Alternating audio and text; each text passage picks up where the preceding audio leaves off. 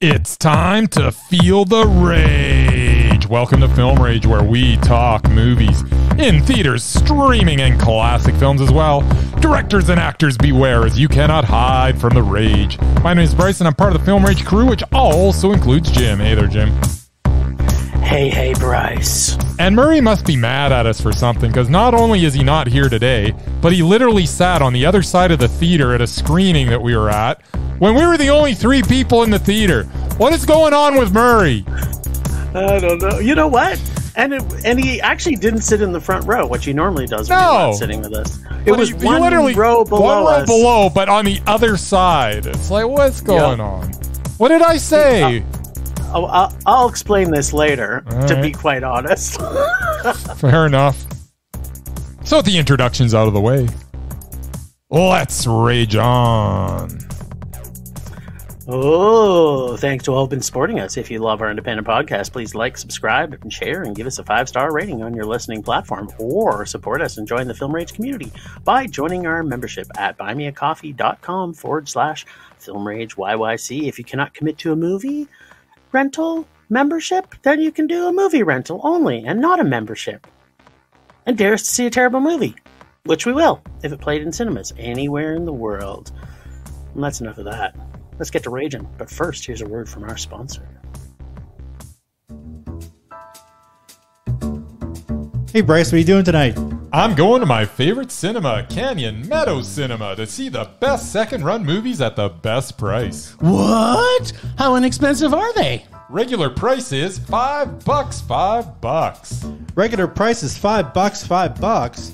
Makes me hope they also serve pizza. They do, plus a lot of other great food choices. Plus, I'm planning my office Christmas party there. They can host a plethora of options for any get-together. Gaming, movie, drag show. Drag show? Now I know where I'm planning my next party. Hey, maybe you think there's a Liam Neeson or a superhero movie planned? I hope not. But maybe there'll be a great independent documentary. Sure. Call CMC at 403-670-5444 to book a special event, or go online at canyonmeadowscinema.ca. I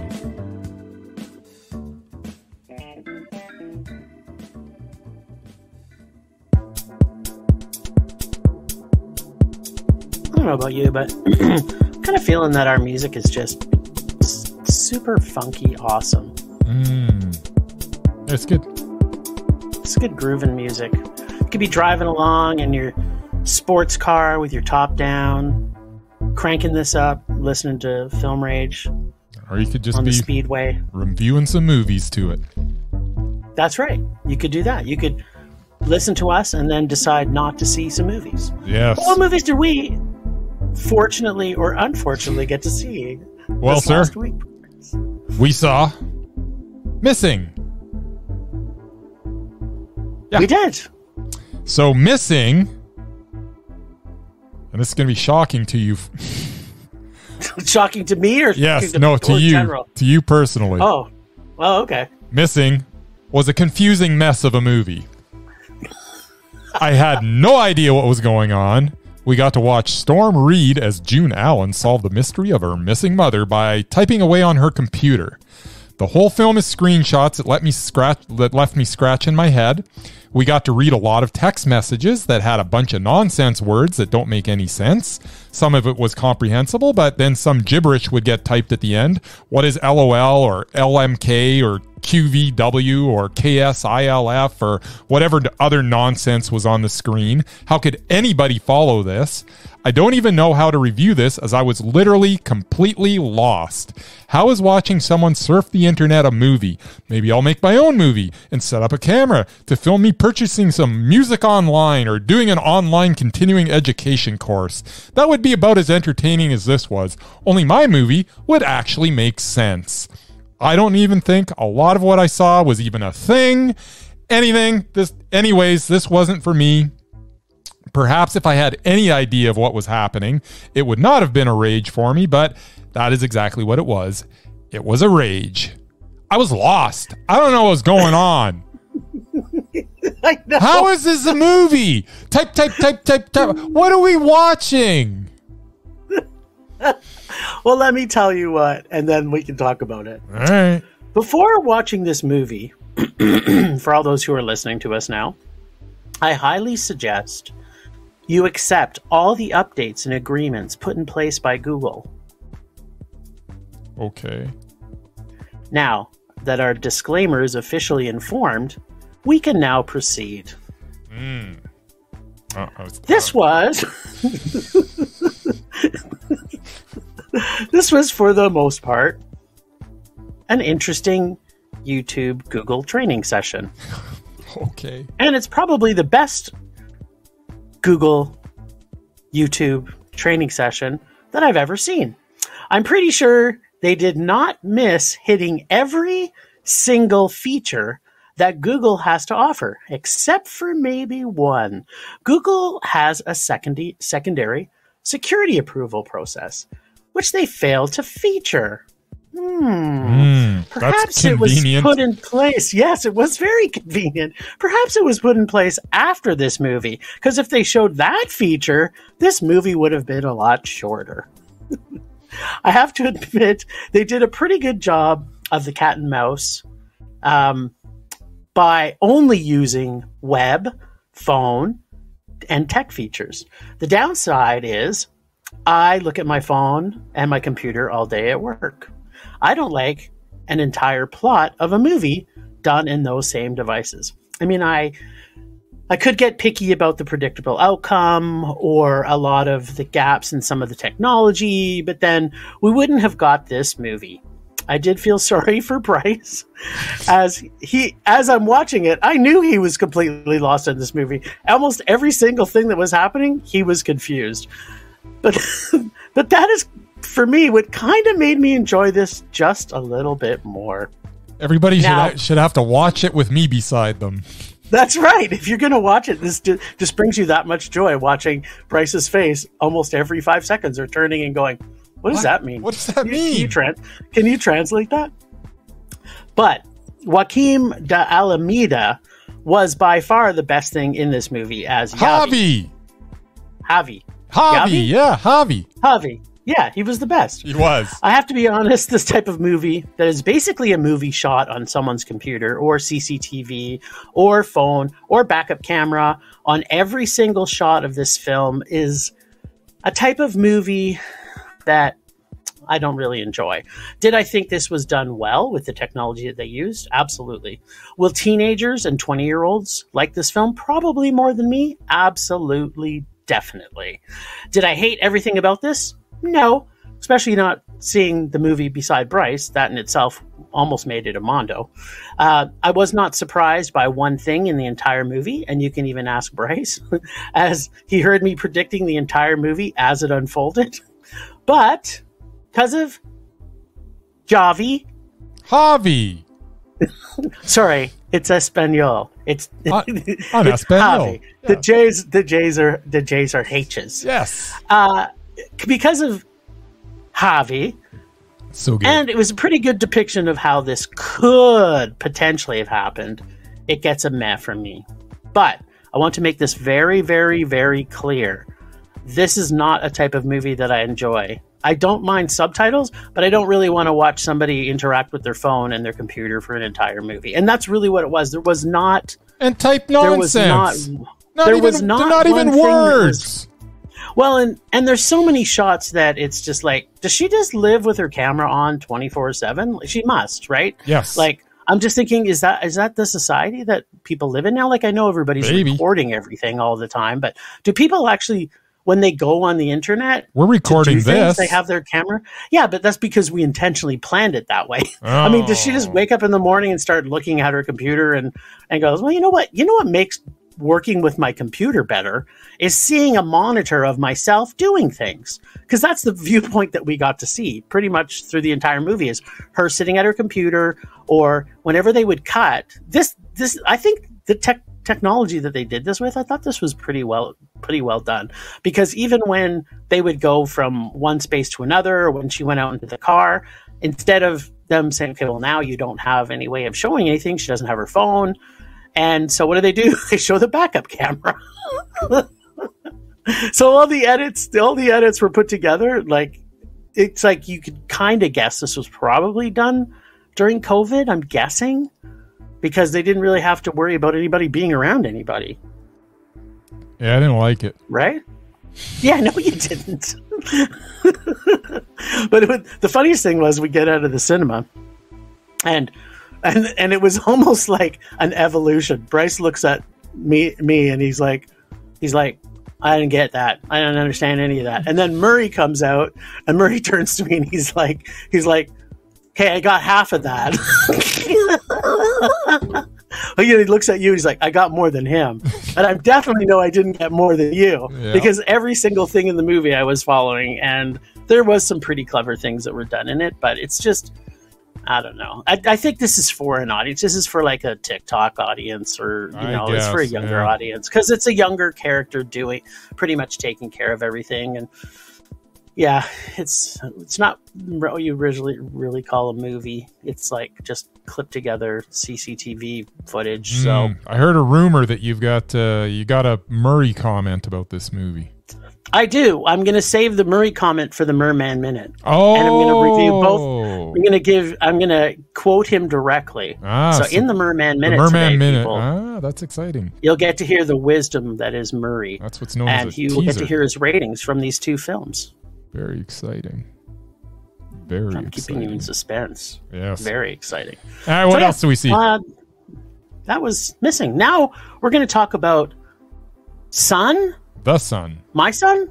Not your son. Just the Son. A son? Asen. Not like the burning rock in the sky, but the sun as in... the offspring. Yes. And not the band. Correct. Gotcha. So this film, The Son. Yes. This film had so much opportunity to show us a powerful story about a family dealing with a son with mental illness and depression. And there was a couple of times in it that it felt like it might get close. But 2 minutes with Tony Hopkins can't save a weak cast and a script and a story that wasn't moving or insightful whatsoever. I thought he was in for 3 minutes. The choices made... No, I would say maybe 2. I'm going with 3. Okay, so I'll go with 3. I am. The choice... Okay, you do that. I will. The choices made... Okay, you do that. That's apparently this is foreshadowing. The choices made by Wolverine and the Jurassic Park doctor lady were not great. And yes, I know the film wants us to see their flaws, but seeing things or setting things up throughout the film just felt so flat. Plus, the ending was transparent and quite awful. And did I mention I pretty much predicted this entire film as well? Like, as did I. How does that button go again? That was easy? Yes. Oh, yeah. I'm sorry, but that's not the button I want to use. The button I'm trying to go is rage. Yes. Well, and we have lots to unpack. Here's what I thought All right. of The Son. 3 minutes. 3 minutes of Anthony Hopkins. Y'all ready for this? Ba, ba, ba, ba, ba, ba, ba, ba, ba, ba. All right. The Son is from the same director as The Father. And I can only assume that the Holy Spirit is up next. I'm kidding, but some part of me may actually think that actually might come to fruition. At any rate, all the potential that writer-director Florian Zeller showed with The Father comes to a screeching halt with this effort. It is a failed attempt at emotional manipulation at its worst. This story is about a father's ill-conceived attempts at doing what he thinks he needs to do to be a good dad. For a film that wants to shine a light on mental illness, it sure finds a way to make it all seem so superficial. Other than a 3-minute segment in the middle where we get Anthony Hopkins dominating the screen, this is a complete throwaway film. It evokes no emotion for such an emotional subject. Hugh Jackman's performance as Peter is insipid and uninspired. Zen McGrath as Peter's son, Nicholas, failed to evoke any sympathy whatsoever. Laura Dern just went through the motions, and Vanessa Kirby was as bland as a soda cracker. The film had some meaningless shots of clothes in a washing machine on multiple occasions and some heavy-handed foreshadowing that made the final dramatic moment not so dramatic at all. This was 3 minutes of Mondo with Anthony Hopkins and 2 hours of rage. Such promise was shown with the father, but Zeller now needs to prove to me that it was no fluke, and that when Holy Spirit comes out, or whatever the next film is, maybe he can prove it to me that he's not, a total hack, because this was the work of a hack. It was terrible. So, as I was mentioned, son, it's a complete and utter rage, just a complete and utter rage, and that ridiculous sequence at the end where he's having this fantasy was just the icing on the cake that I was already going to give this a rage, but now this has the potential to be in my the bottom 5 of the year, because I threw up a little in my mouth when that came. It's like, what are you doing? Your movie's already terrible. Why are you trying to make it more terrible by having just the most... Everything was so manipulative and just didn't land at all. And it was just... I hated this movie. And not well manipulated either. No! I like getting manipulated if it's done well. Yeah. That's my favorite thing is being manipulated. There you go. There was just no power in anything, in any of the lines, in any of the, other than the Hopkins scene, there was no power. Everything else just seemed flat, and that scene was so well written, and it's like, where is the rest of what happened to the rest of the movie? It's like, I was just baffled. This could have been so good, with the content that they were doing. This could have been so good. It could have been. I think, honestly, I think they had the wrong cast. I would agree with you. I would not have cast that kid. I just had... Yeah. I don't think no matter what lines he was spewing, I was not going to have any sympathy for him. Yeah, I mean, and you know what? Obviously, they kind of maybe made that character because it's kind of you don't know what's going through his mind the whole time, but at the same time, it's but I was just it's just he wasn't connecting to the audience in any way. Well, we should have had an emotional attachment to him, to anything, to the parents. It was you knew they were making bad decisions, and it was which is once again fine, but I should care that they're making bad decisions, and you're right. It's true that they make bad decisions. Yeah, it's just, but I'm just I don't really give a crap. You know what it was too is there was no real sense of urgency. No, it's just nothing. It was kind of okay, this is happening, and no big deal. I'm sorry, if Hugh Jackman was really trying to be a good dad, most dads, when they find out their kid is cutting, do things a little differently. Yeah. Right? And just, yeah, I don't know. This, through the whole movie, I couldn't connect to anything. It was poopy. Unfortunately. I really wanted to, too, because this could have been so good. Yeah, well, the father was good. I thought the son would be good, too. Yeah. But, hey. Well, I'm looking forward to Holy Spirit. Yeah, Holy Spirit should be good.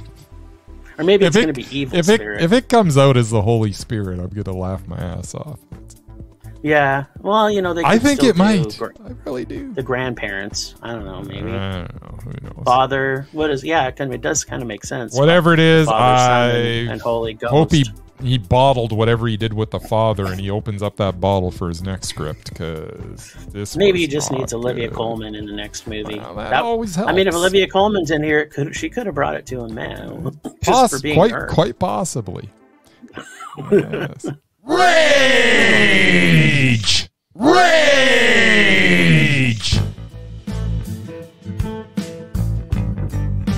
Oh, our sweet, sweet merman. This is our plug, by the way, because part of the reason Merman couldn't be here today is we can't be together in person. It's a little complicated, but when we can't get together, Murray doesn't have a computer that actually has proper audio. So because we can't get together, it doesn't make sense that Murray dial in and his sound is crap. So he makes a personal decision to not log in and sound like Satan. So, Murman Minute today. I think he sounds fine. He sounds evil.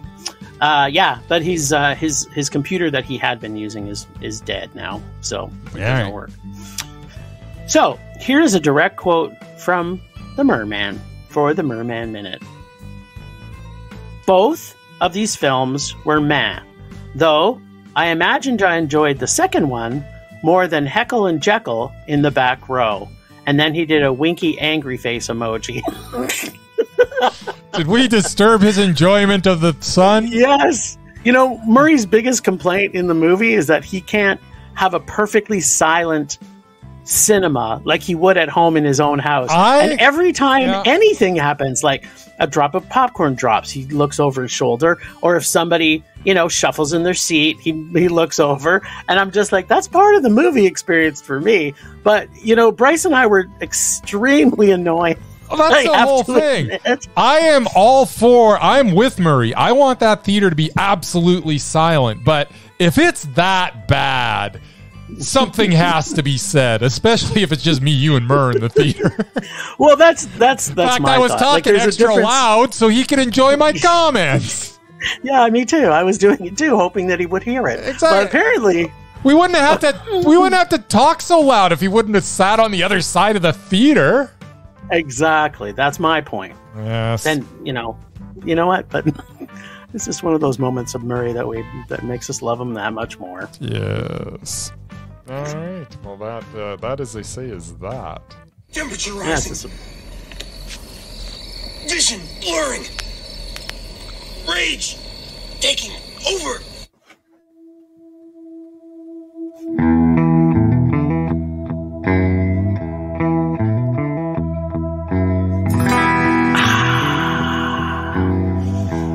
Oh, my sweet, sweet rage. Oh, I love you so. Let me count the ways. 1, 1,000. 2, 1,000. And going all the way up to 1,000 today.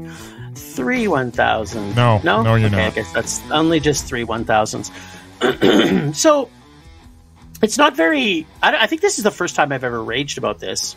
Right. And thank you for also reminding me of it. But my rage this week is casting. And it's not just for the son. It's also for Missing as well. Because I didn't think the cast in that first one, the Missing, was also very strong. So for me, I think, like, when you see the power when Joaquim de Alameda has when he takes over the screen, like, he just takes over the screen. It didn't matter who was anywhere near him. He just envelops the screen. I must admit, I love one Hobby. character. Yeah, the one character in this film is by a super powerful, experienced actor. Yeah. And the rest of it carrying on the shoulders of this young kid doing technology, which, it wasn't powerful. And then the same thing with the son. It's like, and I mean, who doesn't like Hugh Jackman in an action film? He does an amazing job. I've seen him in singing roles, which he can't sing, so why do they cast him there? And now they're putting him in dramatic roles where I think it's just overstepped his capabilities for that type of film. And I was most disappointed with Laura Dern, actually, because I've seen her act herself crazy, and this, was just like she dialed it in. So yeah, this is my first rage for casting, and to me it was a bad casting week. I tend to agree with everything you said. Well, my rages are usually good. Are they really? Sometimes you phone them in. Yeah, that's true. As do I. But sometimes I'm having such a good week, there's nothing really to rage about. I just have to dig deeper into my soul, because there's always things buried in there. There always is.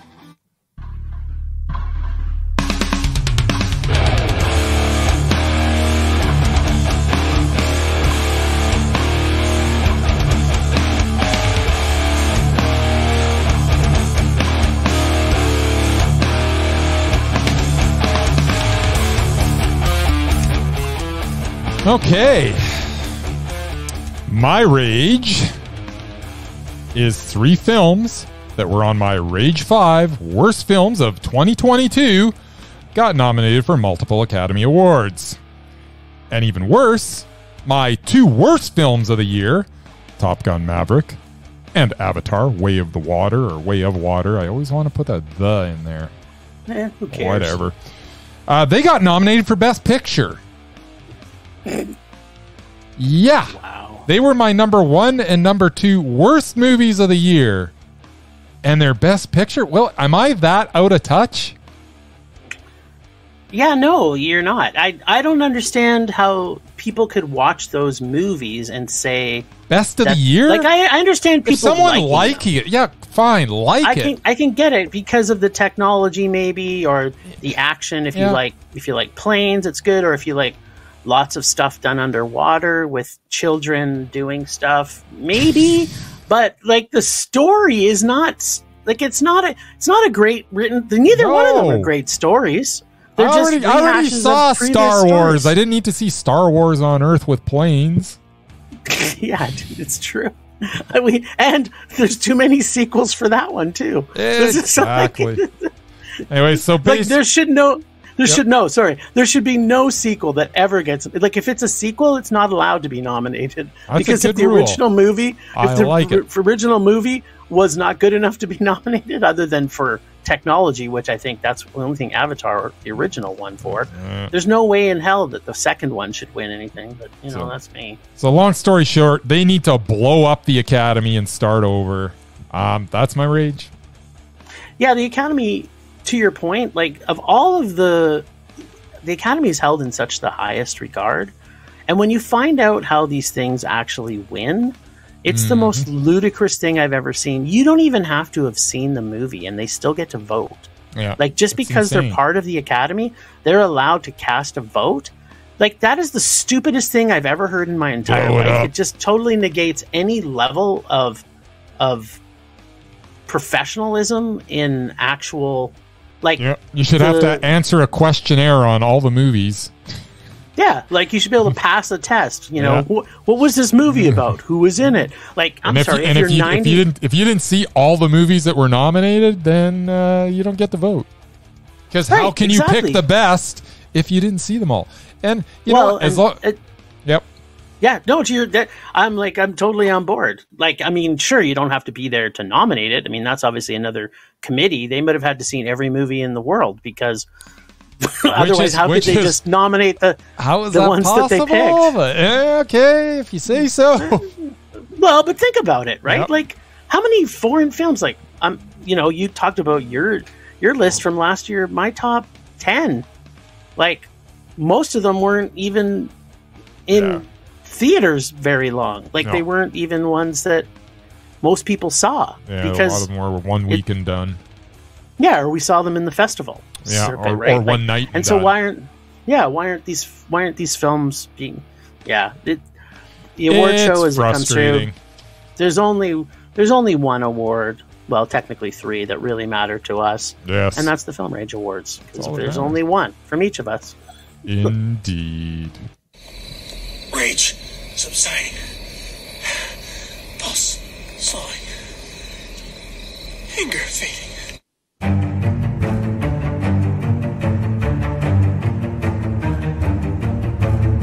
I know you're not going to like what I have to say here. Oh, we've got something for the lists? Oh, we have something for the lists. I've thought about what you were whining about last week.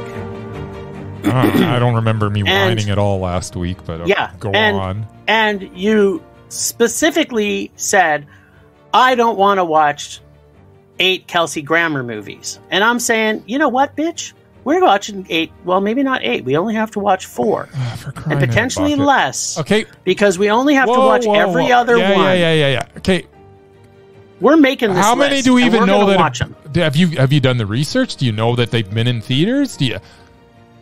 I don't know any of that. But I can find that out really quickly. Okay. I'm just saying we're going to make this list. We don't have to make it now. I think I've seen one or two of them. We've got so much time. It's like... Yeah, Murray wasn't here. This is clogging up the pipes. This is some compelling podcasting going on right now. We're gonna look at Kelsey Grammar movies and find out if they were in theaters so that we can add them to the list of crap that we got to watch to see if he's going to be on the doubted list. Well, mind you, I suggest just reminding you. I suggest everybody take their little player and skip ahead about 5 minutes. Or don't, and find out how each one of these movies. I have a feeling that Christmas in Paradise did not go to cinemas, but I'm not sure if that's true. I think that's true. Do you think it was a made-for-TV movie? I think there's no way it was in a theater. Okay, just go on. It wasn't in a theater. What else you got? Does he even have 8 movies that have been released in a theater? He has to have had 8. Does he? Released in a theater. Does he really?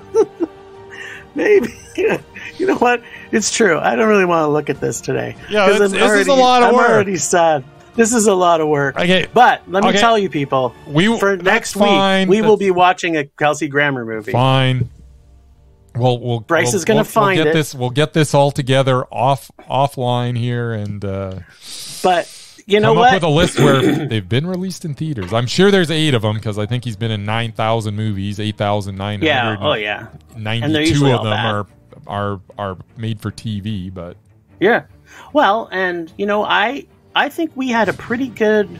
We got, other than the rages we were delivered from Casey, the God of Rage. Yeah. We had a pretty easy year last year. The year before was the year of Denise Richards. It was awful, and that was a bad year. So you know what? Year. We need to have some more suffering. I'm just saying, we started off the year with some pretty easy going rage, and we need to get to some depths of hell. And I think no one can deliver quite like Denise Richards, like Kelsey Grammar. We'll see. Nobody can match Denise Richards. I mean, let's be honest. That was. I don't know. There's no way. There's going to be something. Kelsey Grammar will give some smirk and that'll make me smile.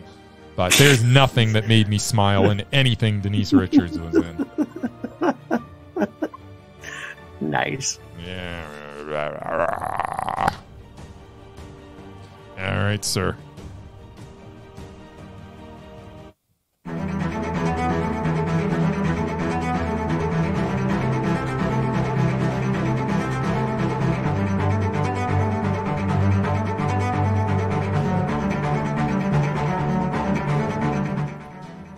Last week on Rage or Dare, Bryce was excited to find out he didn't pull High School Musical 3 from Jim's Dare Bag of Torture until he found out that Martin Lawrence was the star of Welcome Home, Roscoe Jenkins. Then he offered to sacrifice himself and pull again, but to no avail. This week, will Jim finally pull the dreaded High School Musical 3? Will he pull another Demance film from Bryce's bag of evil romance and musicals? Or will he be lucky enough to find another mistake that Bryce let slip through? But now let's check in with Bryce and see if the ever-funny Cedric the Entertainer brings enough humor to counterbalance the, what's this say here? Most repulsive comedian of all time, Martin Lawrence. Guess there are no Bad Boys or Bad Boys 2 fans around here. And I wanted to be the one who broke Bryce. I guess if Jim does it, I still count that as a win. Hee. All right. Here goes. I fucking love Casey. It just has to be said. That makes one of us. But this didn't come from his bag. No, this came from yours. Me. This came from me. So Welcome Home, Roscoe Jenkins is a cliche wrapped in a stereotype, wrapped in a really mean-spirited movie. The awful script is matched by the awful performance of Martin Lawrence. He has a knack for being offensive without any humor whatsoever. This time around, writer-director Malcolm D. Lee, along with Lawrence, dragged down such actors such as James Earl Jones and Michael Clark Duncan to their level. No. Yes. It's a MCD? Yeah. No. It's a formulaic movie that fails to even live up to the low bar of the formula. How is it possible to make a film that is supposed to be funny that did not make me even crack a smile at any point? 1 hour and 54 minutes. I did not laugh once.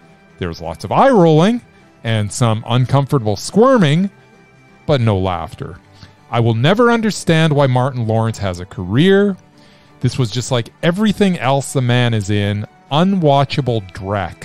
I hated this film. It was a rage. Everybody in it was awful. And he brings everybody down. And it's just bad. And why did it get made?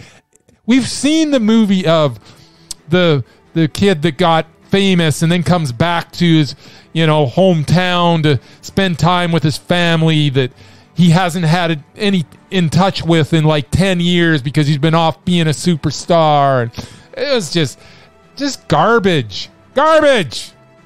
I can't think of anybody I find more repulsive than Martin Lawrence. He's so bad. How did he? I don't understand. I don't get it. I don't get it. Yeah. And the fact that they brought Bad Boys back, like the first one, it was, in my opinion, still bad, but it was still watchable. No, it wasn't. But then when they did Bad Boys 2, that was like, it jumped the cliff. Like it was just... Which Bad Boys was it where they go careening down the hill, running over all these little shanties and everything, obviously murdering like hundreds of people as they mow through their houses, and we're supposed to go, ha ha ha, that's so funny. Like, what is going on? Yeah, it's Martin Lawrence. Who writes this crap? Apparently, does he write anything? Has he got any writing credits? He used to be a stand-up comedian. I would imagine he wrote some of his own garbage. Well, you know what? You just put the icing on the giant cake that it was my week this week. I almost had a perfect week. And now with you getting so much pain and suffering, it's just made it that much better. Outstanding. Glad I could be of service, Jim. All right, sir. Once again. Oh, God. I have a feeling I think this is the week. I have a feeling this is going to be the week. Oh, I hope so. Okay, I have one in I hope hand. not, because I'm hoping that it's you. But, So, here we go. No shenanigans. All right. No, it's all above board, in fact, as they say.